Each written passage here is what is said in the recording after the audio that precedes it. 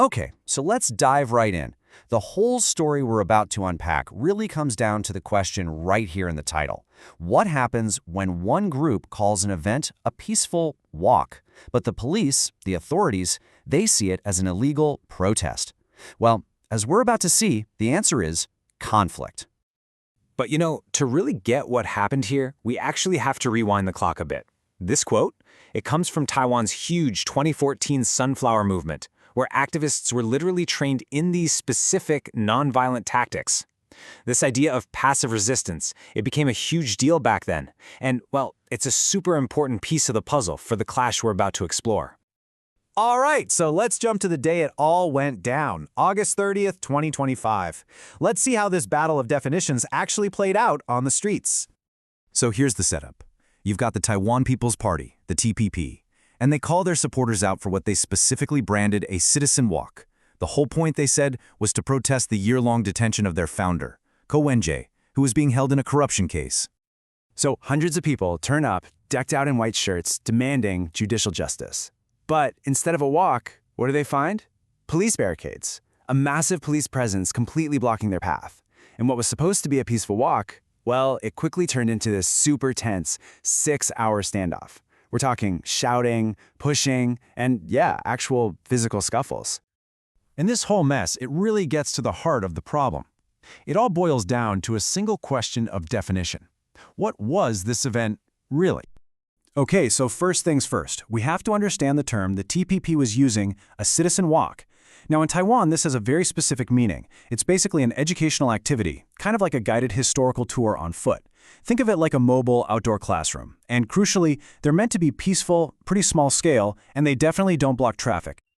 And right here, this is where you see the two sides talking completely different languages. The TPP, on one hand, was adamant this was an educational walk, which meant, under the law, they didn't need a permit. But the police? Oh, they saw something totally different. They saw a big, organized group, they saw a famous political leader giving speeches, they heard supporters chanting slogans, and they saw a planned route heading straight for a sensitive area, the presidential office. To them, that is not a walk. That's a political assembly. And for that, you absolutely need a permit. A permit the TPP did not have.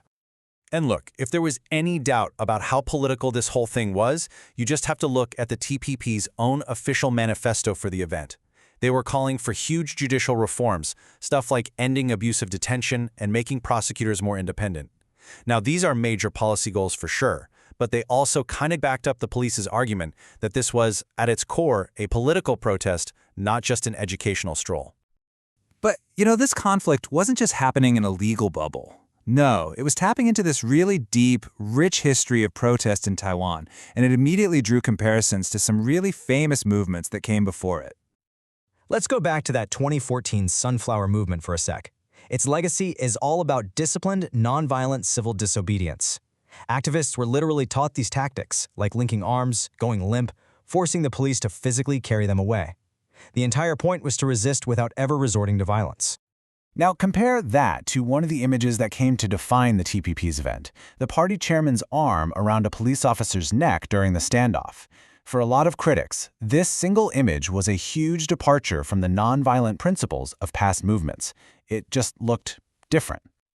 And this brings up another really important legal story from back in 2014. After the passing by protest, a student leader was actually charged and found guilty of insulting a public office just for leading some harsh chants against the police. But then the High Court stepped in and overturned it, and that ruling was huge. It basically established that even really sharp, unpleasant criticism of the government is a protected form of free speech. It set a really high bar for what could actually be considered a crime during a protest.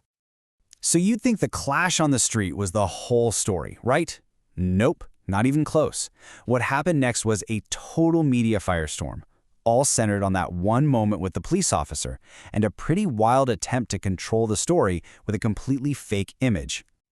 Okay, let's zoom in on the one moment that just exploded everywhere. It's this interaction right here between the TPP chairman Huang Kuo-chang and a police inspector, right in the middle of the scuffle.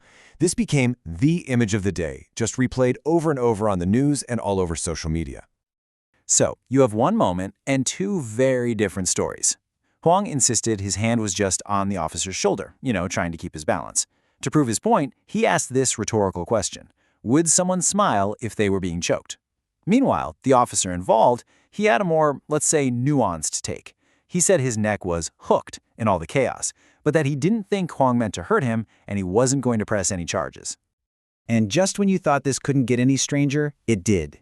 To back up Huang's claim that the officer wasn't in any distress, this picture starts making the rounds online, and it shows the exact same officer in that exact same moment, but with this huge, beaming, happy smile on his face. Yeah, that story didn't last long. The police took one look at it and pretty much immediately called it out as a fake. They said it looked like it had been altered using AI to slap that smile on his face. And they even announced they were opening a whole separate investigation into this disinformation, adding this bizarre layer of digital deception to an already crazy situation. Okay, so let's take a breath. After all of that, the pushing, the legal fights, the fake photos, what was the actual fallout? What was the price of this whole clash? Well, for starters, there was a clear human cost.